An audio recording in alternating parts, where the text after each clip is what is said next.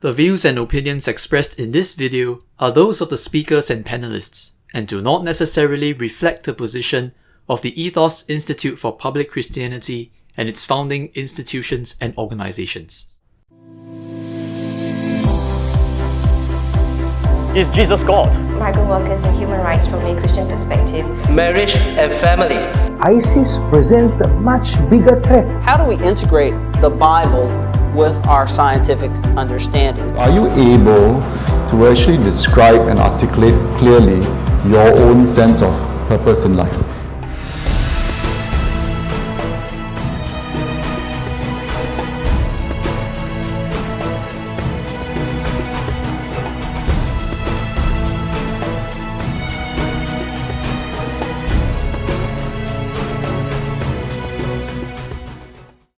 What it means to be a Christian in a world which is dominated by business and finance. I was very struck by in my daily devotional, I think it's by Philip Yancey, where he recounted an experience where a person went into a prison to minister, and the prison was transformed within a few years.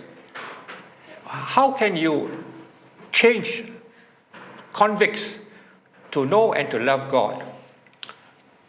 And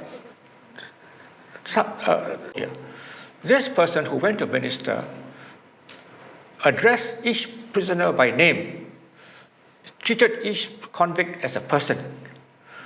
And then after that, they praised God, as if God was there. Now, how can God be in a prison? You all relate God being present in the church, in the sanctuary. How can God be alive in a prison? And that encounter by this person proved to me that we can also make God alive in our business and financial world. In other words, the assumption to be made is not that we're bringing God into the prison or God into the business world. It is to discover that God is already there. So this person who ministered to the prison, her explanation, people asked her, how do you do it?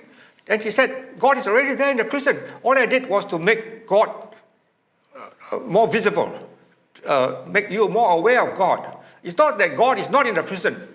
And that's why we avoid prisons, we avoid gambling areas, prostitution areas, and so on, as if God is not there. But that's wrong. The principle is that God is already there. And Jesus came to prove that God is already in the world, even before he came. And all that Jesus did was to make God alive. And he showed it by his miracles, his teaching, and so on. And so the disciples were gathered together and the gospel came across here. So this is my starting point, that you do not bring God into the business world. You must discover how God is already there. Now, how can we discover God when we come to money, for example? First of all, must regard money as a social invention. It's an invention by man, made by man. So, man does not create money. Man merely invents money. But what is the basis of money? So the basis of money is actually trust. Because without trust, money cannot exist.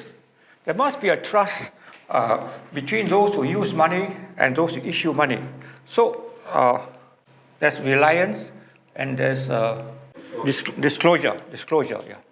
You rely on what is being used as money, and then money discloses what its value is. But the trust comes from trustworthiness. And trustworthiness is built up by a certain propensity to trust. But then from this trustworthiness, you get a certain ability, you get a certain goodness, a benevolence, you get a certain integrity. And trustworthiness also leads to trust. And from trust, then you get a certain capacity to rely and a certain capacity to disclose. So money is based on trust, and money is something which we can rely on, but which also discloses itself, is transparent. So let's take money itself. This is money, okay? This is the Queen Elizabeth. This is a New Zealand currency. We rely on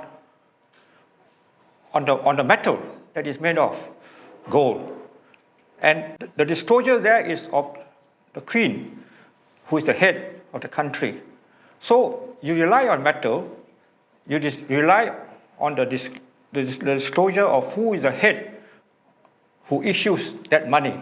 So once we have these two things, reliance and disclosure, we can trust money. And this reliance is based on the fact that the gold is a metal, and the reliance is because the disclosure is because the Queen is the head. Anything which has a picture of the ruler discloses itself as something of high respect. You treat it with respect because it's a queen there, so you don't just throw it away. You look at it and you admire it and respect it and you obey it. Yeah. So money itself is based on trust, and the trust is that leads to it being an intermediary. We don't want money for itself. We just want money because we can buy something else. So today, what is money is simply a medium of exchange, an intermediary, something to be used, not as an end in itself, but as something we can buy something else with it. So, if your life and my life revolves around money, what are we trusting? And the answer is that we trust in banks, because the banks issue money, the bank accounts and so on. And then the government issue money, because the image of the government is there in the coin. But can we trust them? Can we rely on them?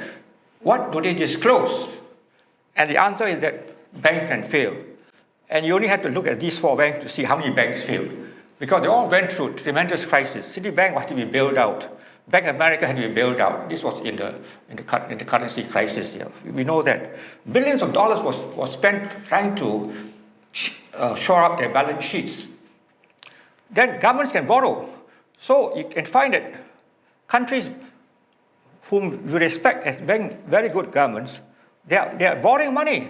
And you find Greece, for example, you see, they borrow almost double its GDP level. If you're a strong country, you borrow less, like Germany. Some countries borrow much less.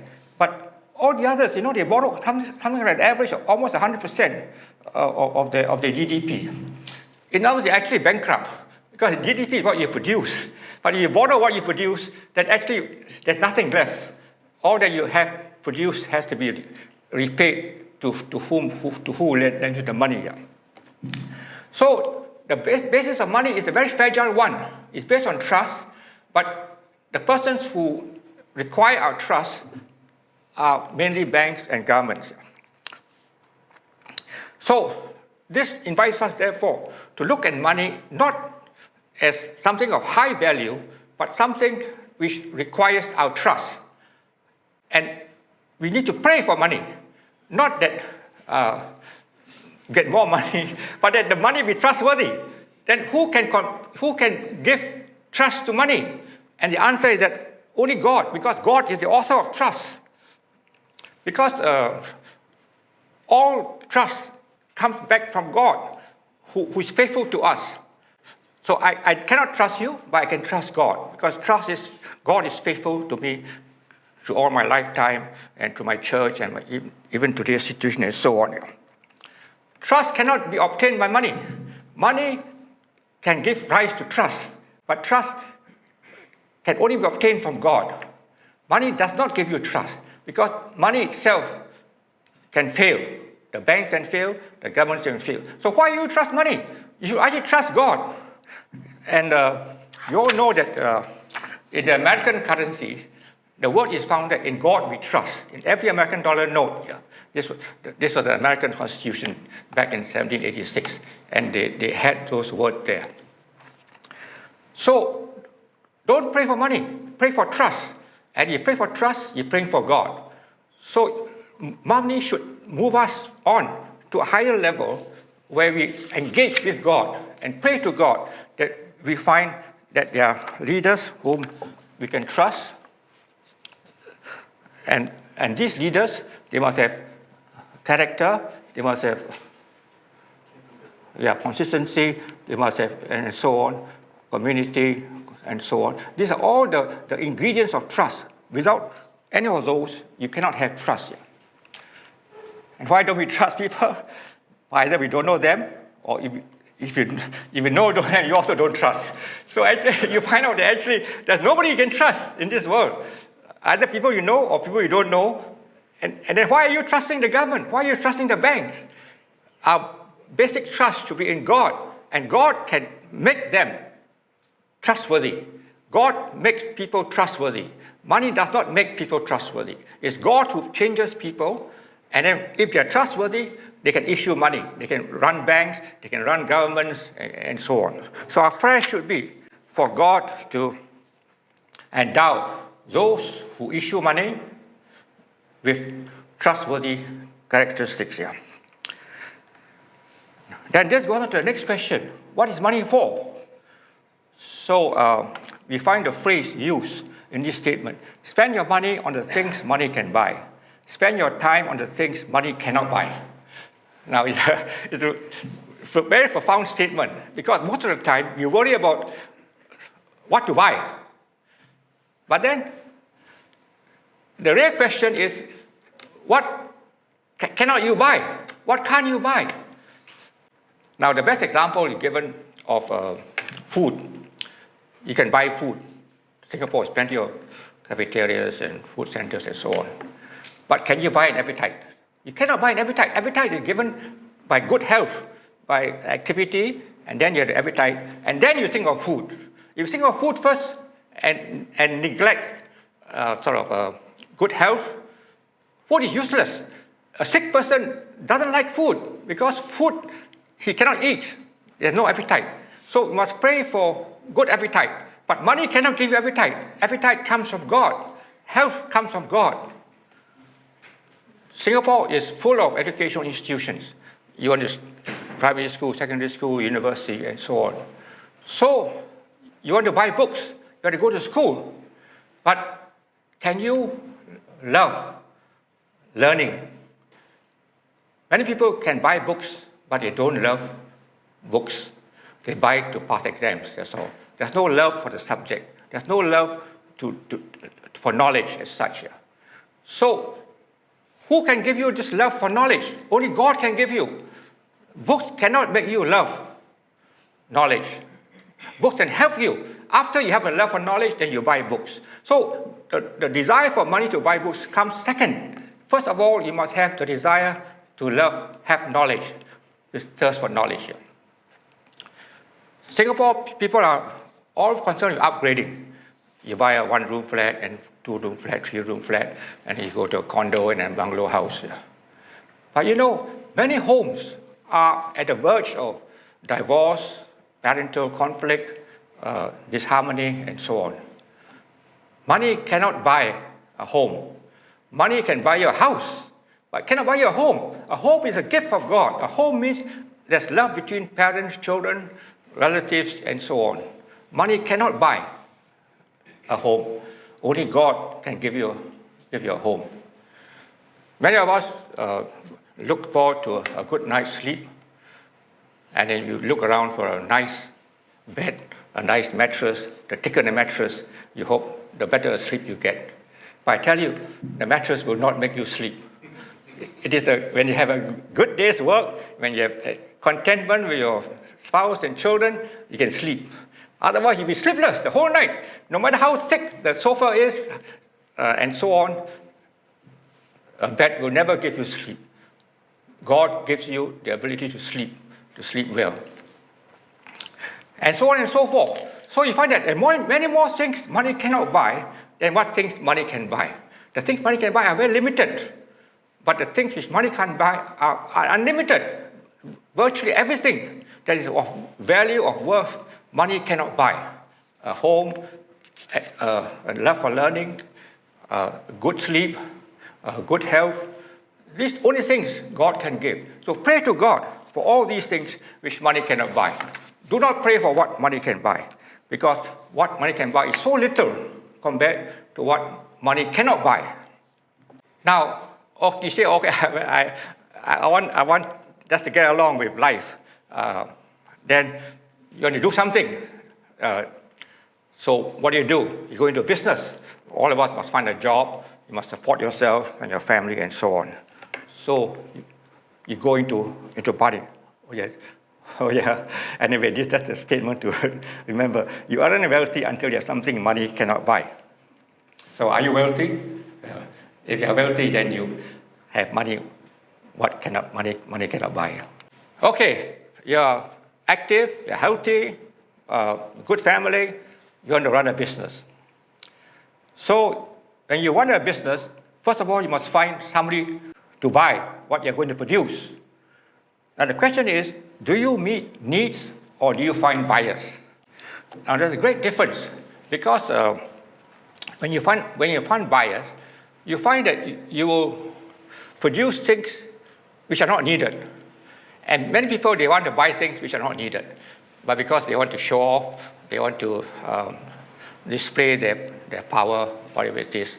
All the things which are advertised, which promise you glamour, success, fortune, and so on, you can find a buyer.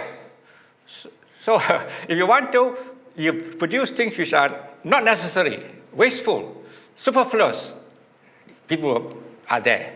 But to produce things what people need, that's different. Then you find that there is a genuine satisfaction. That people need something, food, they need a house, they need books, okay? Because they have a love for knowledge, a love for sleep, a love for family. That is what should be the purpose of activity. Then you find that after you meet all, you have this right choice, then you must find the capacity to produce what is needed. You must find staff, capital, and so on. And then after you do that, then you must find that your cost must be equal to what you get from your sales. You must balance the books. So this is very tough. In fact, I think something is tougher than the first one, about trying to find a buyer. So who do you pray for then? If you approach it correctly, you must produce for what people need. Then when you find satisfaction, then the buyers go away happy, and you are happy. You are doing God's will. So pray for satisfied buyers. Buyers who come to fulfill their needs, not just their desire for success or glamour or whatever it is. Then you're going to pray for the people to work for you. The people who supply the money, the workers who work for you, and so on. And then you need to have some kind of knowledge how to build up a team spirit, how to plan your sales properly, how to motivate them, and so on. So all this is not available except from God, because God is the one who supplies you the capacity to have the team spirit, where you share with other people, where you can plan ahead, where you're motivated, you can innovate, and how to have wisdom in your business plan from year to year, and so on. So you find that money doesn't appear. You don't ask for money here. You don't ask for money also when you want to sell something. All you want is satisfaction. And then you want to find people who are motivated. You look for people who have the right characteristics, the right character, and so on. So if you are tuned to God, when you run a business, you find that you have both satisfaction and you have both motivation. And so your work becomes very fulfilling, your 6 days a week. Then Sabbath becomes a real day of rest, where you don't worry anymore. You just leave it to God, because God has been with you for the whole of the 6 days of work. And that is how fulfilling work is. So you don't work for money. You work for satisfaction, you work for motivation, and you find that both these are found in God. Yeah. Now, the real problem is that we work in organizations. You work in a company or a partnership. And you find that the most difficult thing is people. You are bound to clash with people, disagree, and so on. Yeah. Then you ask yourself, who is a person? Now, then you come back to the basic fact that actually every person is made up of different organs, so to speak, different components. A cell has a tissue, leads to a tissue, and the tissues left an organ, and then the organs combine into a system, and then the whole thing becomes an organism. So when you are alive, when I look at myself, I look at you, within me, there are several organs, there's a system, and I'm an organism, and what makes it together is God, because God made man. God made us of the separate components, but all happily combined, and so we are alive. Now, organizations are not like that. Organizations are built up on who is the boss, who is the subordinate, who is controlling who is the major shareholder, how do you reinvest the profits, and so on. And that's why organizations play you out. You work for a company, and you think your company is the best company, you find the company will let you down. When you work for anybody, never think that you're working for a company, even for the church. You must think of yourself as working for God. And God can make that organization into an organism. There's a difference. An organism is something which is united by a central core. Organizations are connected, but centered around profit, sales, control, some other human characteristic. So, how do we discover life as a Christian? We must go back to the fact that it's God who gives life. You can see the contrast in the two photographs. Here, you find a human sort of a combination. It says that team work. And they're all different people trying to put together a team. But this is a baby. A baby is also a team, but a team made up of organs. The eye, the nose, the mouth, the heart, the lungs, the kidney, the intestines, and so on. The ear, the nose. So there's a unity in the person which is never found in organizations. So life is based on unity which has been designed by God. Because only God can create. See, God creates, man invents. There's a big difference. I, as a human being, I can invent. I can invent money. I can invent this organization. I can invent the computer. But I cannot create life. Create is the word used only of God. Only God can create. Sometimes human beings use the word create in a very wrong way.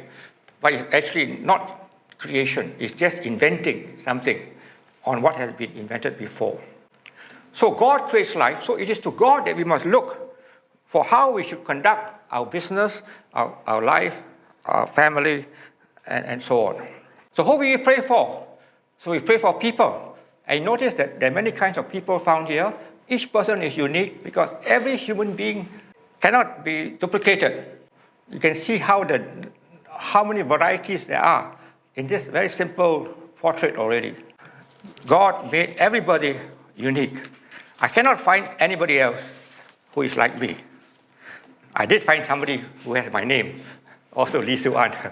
Many years ago, he turned up in my office and told me he's Dr. Lee Soo Ann, but his doctorate is in another area, not economics here.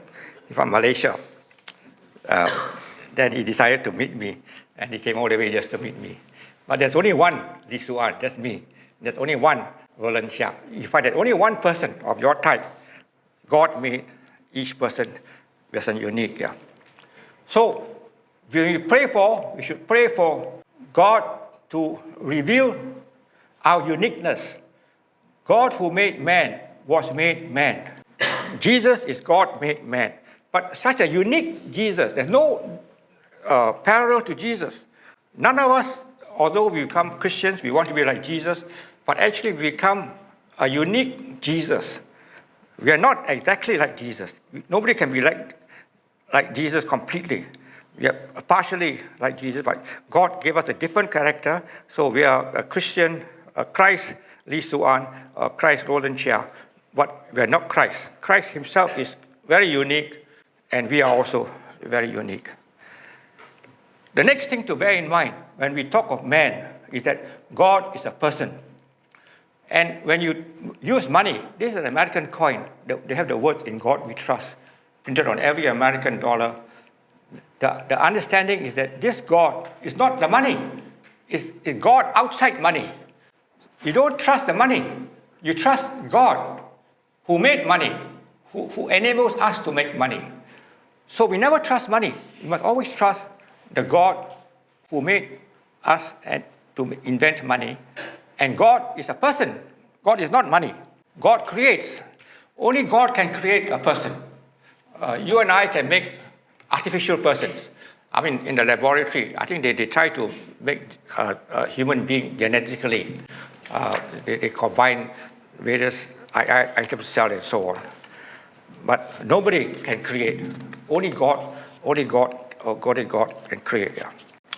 Now, the amazing thing is that when God created human beings, the number has grown. Way back in 1750, there's only about, 1 million people in the world, or 1 billion people in the world, 1800, yeah. And now the figure is something like 7 billion people in the world. If you go back further to the year 0, there are only 2 people, Adam and Eve. And then it grew. And some of Jesus, there were about 100 million people in the world. They have records. We try to estimate the number of people in the world. And then you reach 1 billion in 1800. And since then, the number is shot up. Yeah. So the question now, how did God provide for so many people? Because the people obviously live. If they didn't live, you wouldn't have so many people in the world.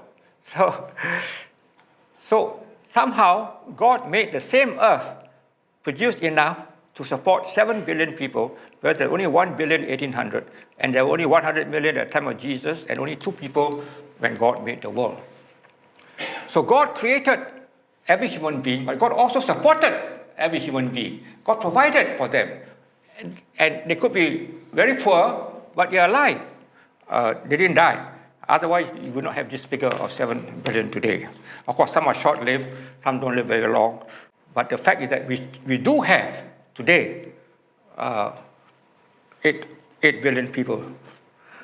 So how did God provide?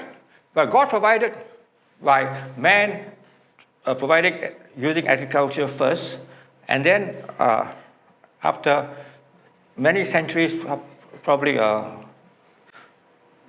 500 BC, then you have machines being made to produce more food. Then we have technology, how you use the earth to produce more things. The same earth, you can double, triple the crop. I think the best example is the rice. There was a rice research institute started in 1920 in the Philippines, and they developed a gene where the rice is double, triple the harvest. This is a very high yielding rice. It was done in Asia because rice is the main crop for Asia. Not least, we have corporations, companies. Companies are once able to assemble technology with machines, with agriculture. So these companies are the ones which provide for most of the world's output today. Now, how did this arise? What happened was that objective thinking overtook subjective thinking. Objective thinking means I regard something as an object. I don't regard it as a subject. Now, you and I, now I face you, I regard you as a subject. You are a person. I know many of your names. You know me as a person here. Your eyes see each other, recognize each other, and so on. But then I can regard it as an object. As an object means you are made up of 80% water, 10% minerals. And the total value of you is actually, if I reduce it to some chemical elements, a few dollars. I can buy you if I reduce you to water and minerals and salt and some flesh and all that, to just a few dollars worth of things. Yeah. But you're not an object. You're a person. So I relate to you now as a subject. But if I want to heal you, I must treat you as an object. I must put you under a laboratory microscope, put chemicals into you, which are medicine actually, and then cut open your body, and then reconstruct your body, and so you're healed, and your cancer is gone, your TB is gone, or whatever it is. Yeah. So Galileo was the one who proposed this objective thinking, where you treat an object, you treat things and people as objects. And he proved that the world was round because he invented the telescope. So the round earth cannot be proven. For many centuries, the church thought that the earth was flat because you cannot prove the earth is round. Because you cannot, unless you travel around the earth, but nobody can travel around the earth. You can't prove it in that way. So what he proved was you use the telescope, and the telescope will look into the distance and find that the horizon is not flat. The horizon is actually sloping. And so to this telescope, or objective thinking, he discovered that the world is round. So many things, all that we invent to produce more things, come from corporations, come from which use technology, which use machines, and which made the same ground. So the same earth here can produce 10 times, 20 times, 100 times more because of what machines can do, what technology can do, what companies can do. So this rise of objective thinking is the basis of how God can take care of so many people.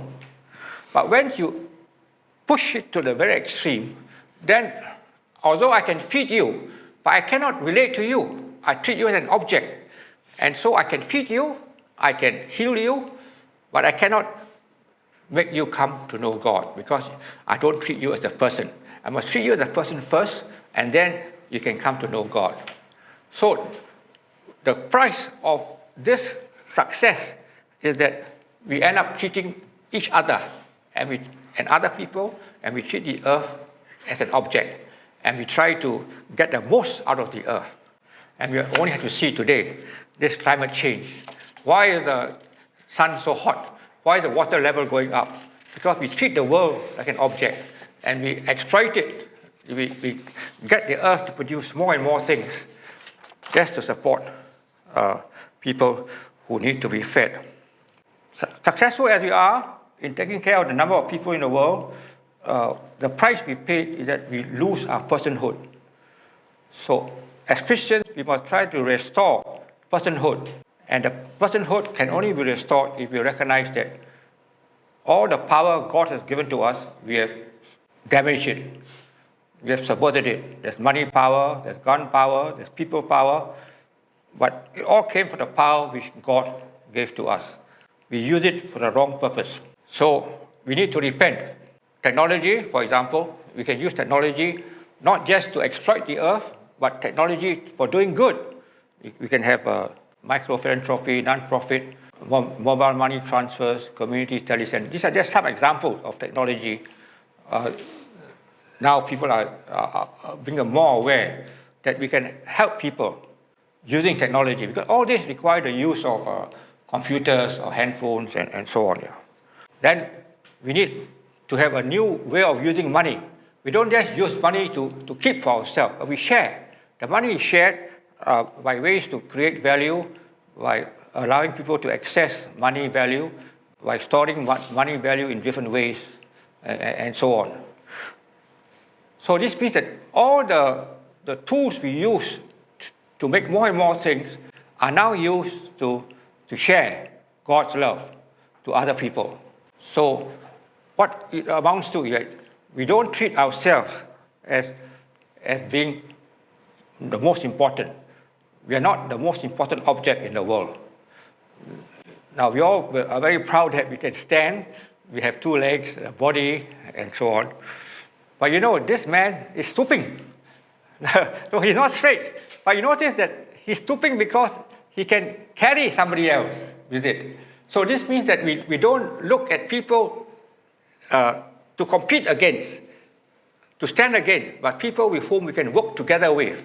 We are stooping so that we can carry somebody else with it, and we can link hands with each other, and so on. So this is the new paradigm set up for Christians. And all it comes about because we need to look at money in a different way. We don't look at money as an end in itself.